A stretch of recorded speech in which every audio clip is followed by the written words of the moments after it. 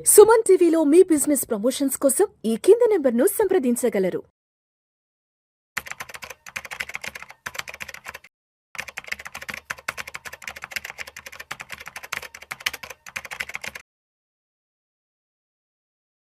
నమస్తే. నిన్న కమోడిటీ మార్కెట్స్‌కి సంబంధించి సెబీ ఒక ముఖ్యమైన మార్పు చేసింది.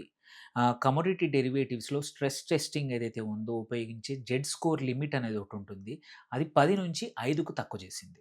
దీనివల్ల చాలామందికి ఇన్వెస్టర్స్‌కి కమోడిటీ మార్కెట్స్‌లో ఇన్వెస్ట్ చేసే వాళ్ళకి క్వెషన్స్ వచ్చాయి. ఏమేం క్వెషన్స్ అనుకుంటే చూస్తే ఒకటి ఎంసీఎక్స్‌లో ట్రేడింగ్ మార్జిన్స్ ఏమైనా తగ్గుతాయా? ఈ స్కోరు 10 నుంచి 5కి చేయడం వల్ల. Or gold, silver, crude trading సులభతరం అవుతుందా?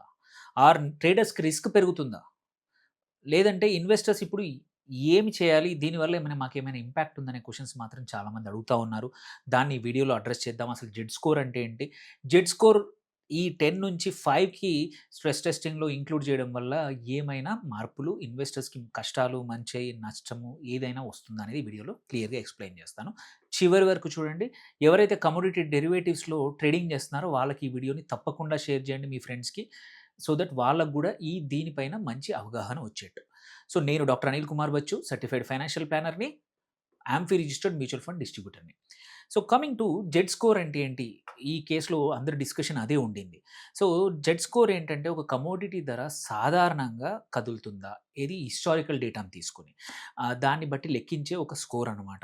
ఇదేంటంటే ఎక్కువగా ధర పెరిగినా లేక పడిపోయినా సరే అది అబ్నార్మల్ మూవ్‌మెంట్ అంటాం. అంటే ఒక లిమిట్‌లో పడిపోతే పర్లేదు, ఎక్కువగా ఉంటే. ఈ అబ్నార్మల్ మూవ్‌మెంట్ అనేది ఎంత పెద్దదో అని స్టాండర్డ్ డీవియేషన్‌తో కొలిస్తే వచ్చే నంబరే జెడ్ స్కోర్ అనమాట. సో జెడ్ స్కోర్ జనరల్‌గా ఏంటంటే తక్కువగా ఉంటే సాధారణంగా ప్రైస్ మూవ్‌మెంట్స్ ఉంటున్నట్టు ఆ కమోడిటీలో. సో జెడ్ స్కోర్ ఎక్కువగా ఉంటే అసాధారణమైన పెద్ద ప్రైస్ మూవ్‌మెంట్స్ చాలా ఫ్రీక్వెంట్‌గా ఉంటున్నట్టు ఆ కమోడిటీలో. అది ఏదైనా కావచ్చు, బంగారం కావచ్చు, సిల్వర్ కావచ్చు, క్రూడ్ కావచ్చు, ఇంకా ఏదైనా కావచ్చు. అట్లాగే జెడ్ స్కోర్ 5 అంతకన్నా ఎక్కువగా ఉంటే మాత్రం పెద్ద స్ట్రెస్ సిట్యుయేషన్ అనమాట. అంటే నార్మల్‌గా జెడ్ స్కోర్ 5 అనేది ఉండదు. ఇది నాట్ 5%. వన్ ఇంపార్టెంట్ థింగ్ అందరూ కన్‌ఫ్యూజన్ ఏంటంటే జెడ్ స్కోర్ 5 అంటే 5% కాదు. జెడ్ స్కోర్ అనేది 5 అనేది స్టాండర్డ్ డీవియేషన్ మెజర్ అంతే అది. సో 5 అనేది చాలా హై. ఆల్రెడీ స్ట్రెస్ సిట్యుయేషన్‌లో మార్కెట్ కమోడిటీ ఉన్నట్టు. సేమ్ వే జెడ్ స్కోర్ 10 ఉందంటే ఇంకా ఎక్స్‌ట్రీమ్ సిట్యుయేషన్‌లో ఉన్నట్టు అంత పెద్ద స్కోర్ ఉందంటే. This is not a price movement. This is very important. Then coming to SEBI ఏం మార్చింది. సో ఇది జెడ్ స్కోర్ గురించి అందరికీ తెలుసుకోవాల్సిన అంశం. సో క్లియరింగ్ కార్పొరేషన్స్ ఏవైతే ఉన్నాయో కమోడిటీ మార్కెట్‌లో ఒక ట్రేడర్ డిఫాల్ట్ అయితే ఏందంటే అతని బాధ్యతలను హ్యాండిల్ చేయడానికి సేఫ్టీ ఫండ్ అనేది ఉంచుతుంది. దాన్ని ఏమంటారంటే కోర్ సెటిల్మెంట్ గ్యారంటీ ఫండ్ అంటాం. సో ఇది కోర్ ఎస్‌జిఎఫ్ అంటారు దీన్ని. సో ఈ ఫండ్ ఎంత ఉండాలి అనేది నిర్ణయించేది మాత్రం స్ట్రెస్ టెస్టింగ్ ద్వారా డిటర్మైన్ చేస్తారు. ఇప్పటి వరకు ఆహ్, ఏదైతే భారీగా ఎప్పుడైనా మార్కెట్స్ పడిపోయినా, ధర పడిపోయినా క్లియరింగ్ కార్పొరేషన్ అనేది ఈ నష్టాన్ని కలుగుతుందా లేదా అని పరీక్షిస్తా ఉంటారు స్ట్రెస్ టెస్టింగ్‌లో. ఈ ఫండ్ సరిపోతుందా లేదా అని చూస్తారనమాట. సో ఈ ఫండ్ ఎంత ఉండాలి అనేది కూడా ఈ స్ట్రెస్ టెస్టింగ్‌లో తెలుస్తుంది. ఇప్పటివరకు ఏంటంటే ఎక్స్‌ట్రీమ్ ప్రైస్ మూవ్‌మెంట్స్ లెక్కింపు చేసేటప్పుడు జెడ్ స్కోర్ 10 వరకు ఉపయోగించేవారు. దాన్ని బేస్‌గా ఉపయోగించుకునేవారు. ఇప్పుడేందంటే దాన్ని 5కు మించినయి కూడా జెడ్ స్కోర్‌లో ఉంచాలి అని నిన్న సెబీ ఇచ్చిన డైరెక్టివ్ అనమాట. సో ఇది ఎక్స్‌ప్లనేషన్. సో ఇక్కడ చూసుకుంటే ఏంటంటే గతంలో ఒక కమోడిటీలో ఏందంటే భారీగా ఏవైనా ప్రైస్ మూవ్‌మెంట్స్ జరిగితే దాన్ని పూర్తి ప్రభావాన్ని స్ట్రెస్ టెస్ట్‌లో పరిగణించేవారు. ఇకపై ఏందంటే ఓన్లీ 5 స్టాండర్డ్ డీవియేషన్స్ కన్నా ఎక్కువగా ఉంటే తప్ప అది అప్పుడే లెక్కిస్తున్నారు. ఇంతకుముందు 10 కావాల్సొచ్చేది. ఇప్పుడు 5 నుంచే లెక్కిస్తున్నారనమాట. ఈ మార్పనేది ఇమ్మీడియేట్‌గా వచ్చింది. అంటే కాలిక్యులేషన్స్‌లో ఉపయోగించే 15 సంవత్సరాల డేటాలో అలాగే అదే డేటా ఉంటుంది. బట్ ఇది మాత్రం జెడ్ స్కోర్ మాత్రం మారింది. సో దీనివల్ల ఏంటంటే మార్జిన్ పీరియడ్ ఆఫ్ రిస్క్ అనేదంతా అట్లాగే కొనసాగుతా ఉంటాయి. ఎగ్జాంపుల్ తీసుకుంటే ఒక కమోడిటీలో సాధారణంగా 2% price movements ups and downs ఉంటాయి. ఓకే. అది ఏంటంటే ఒక్కోసారి అంటే హిస్టారికల్‌గా ఎప్పుడో ఒకప్పుడు 20% కూడా కదిలి ఉంటుంది. సో ఇలాంటి ఎక్స్‌ట్రీమ్ మూవ్‌మెంట్స్‌నే రిస్క్ మోడల్‌లో పరిగణించేవాళ్ళు. సో అదే ఇప్పుడేంటంటే గతంలో ఏందంటే జెడ్ స్కోర్ 10 పైన ఉండేదాన్ని లెక్కించేవారు. ఇప్పుడు 5కు మించిన వాటిని గూడా ఎక్స్‌ట్రీమ్ మూమెంట్స్ అనే స్థాయిలోనే పరిగణిస్తున్నారనమాట. అది ఒకటే తేడా. సో, దీనివల్ల ఏమవుతుందంటే క్లియరింగ్ కార్పొరేషన్‌కి అవసరమైన సేఫ్టీ క్యాపిటల్ అనేది కొంత తగ్గే అవకాశం ఉంది.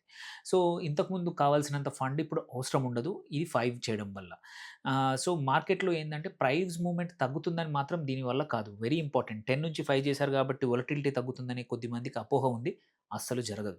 సో, ఇన్వెస్టర్స్ ట్రేడర్స్‌పై ఎలా ప్రభావం చూపిస్తుంది? మరి ఎందుకు మీరంతా మాట్లాడుతున్నారు అంటే మాత్రం, సో, ఇది రీటైల్ ఇన్వెస్టర్స్‌కి ఇమ్మీడియేట్‌గా బెనిఫిట్ కాకపోవచ్చు. లాంగ్ టర్మ్‌లో మాత్రం రీటైలర్స్ ఇన్వెస్టర్స్ యొక్క ట్రేడింగ్ మార్జిన్ తగ్గుతుందా అంటే ఇప్పుడైతే ఇమ్మీడియేట్‌గా అయితే పక్కా తగ్గదు. But me broker gold, silver లేదా నేచురల్ గ్యాస్ ఫ్యూచర్స్ ఏవైతుందో ఎంత మార్జిన్ వసూలు చేస్తారో అది ఎక్స్‌చేంజ్ రూల్స్, వొలటిల్స్ కొన్ని మాత్రం ఆధారపడి ఉంటుంది. అక్కడ లాంగ్ టర్మ్‌లో చెప్పలేం. మరి బెనిఫిట్ ఎక్కడుంది అంటే ఏంటంటే, భవిష్యత్తులో మాత్రం క్లియరింగ్ కాస్ట్ తగ్గొచ్చు దీనివల్ల. ఎందుకంటే క్లియరింగ్ కార్పొరేషన్‌కి మరియు క్లియరింగ్ మెంబర్స్ ఎవరైతే ఉంటారో వాళ్ళకి తక్కువ క్యాపిటల్ రిస్క్ బఫర్ అవసరం ఉంటుంది. వాళ్ళ అమౌంట్ తక్కువగా ఉంటుంది కాబట్టి అప్పుడు ఆబ్వియస్‌లీ వాళ్ళు మార్జిన్స్ కాస్ట్ తగ్గొచ్చు క్లియరింగ్ కాస్ట్. అట్లాగే ట్రేడింగ్ లిక్విడిటీ పెరగొచ్చు. So, which is very good. ఎందుకంటే ఎక్కువ లిక్విడిటీ పెరిగితే మనకు గూడా అవసరం వచ్చినప్పుడు గానీ మార్కెట్‌లో మనం ట్రేడ్ చేయడానికి ఒక కాన్ఫిడెన్స్ ఎక్కువగా ఉంటుంది. అట్లాగే బిడ్ ఆస్క్ స్ప్రెడ్ గూడా కొంచెం మెరుగుపడొచ్చు. Institutional participation పెరగొచ్చు. మళ్ళీ ఇంకోటి కమోడిటీ డెరివేటివ్ మార్కెట్స్‌లో ఆన్ ద హోల్ వాల్యూమ్స్ కూడా పెరగొచ్చు దీనివల్ల. సో, కానీ ఈ బెనిఫిట్ మొత్తం రిటైల్ ఇన్వెస్టర్స్‌కి చెందుతుందా అంటే చెప్పలేము. సెబీ గూడా చెప్పలేదు. ఎవరు చెప్పలేరు. యాక్చువల్ ఇంపాక్ట్ మాత్రం ఎక్స్‌చేంజ్ మళ్ళీ బ్రోకర్ యొక్క ఇంప్లిమెంటేషన్ పైన మాత్రమే ఆధారపడి ఉంటుంది. So, it needs some more time for this any change దీనివల్ల అవ్వడానికి.